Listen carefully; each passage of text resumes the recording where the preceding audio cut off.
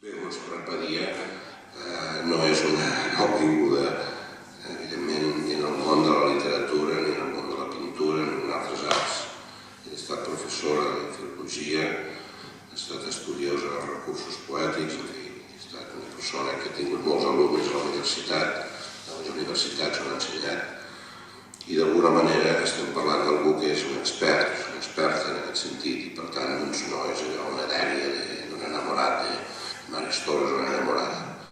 És un poeta que, esclar, les circumstàncies de la seva vida justament no van permetre que, com en general la poesia catalana, no van permetre que fins a no sé quan es comencés a publicar alguna cosa, però així que si li va començar a fer els homenatges de rigor, doncs vas veure que no només els artistes de la paraula, sinó que tota mena d'artistes l'acollien com una font d'inspiració, com una font de complicitat.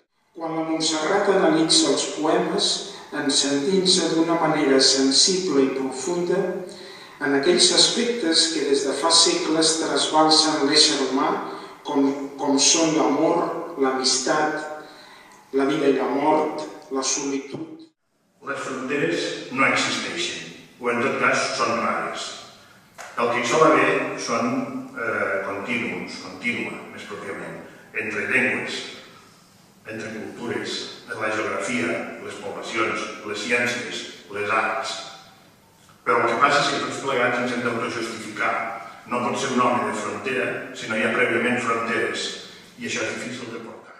Em vaig decantar per centrar-me en l'obra d'un poeta amb el qual m'identifiqués d'alguna manera. I després d'algunes vacil·lacions, precisament perquè m'agrada molt la poesia, vaig escollir Màrius Torres.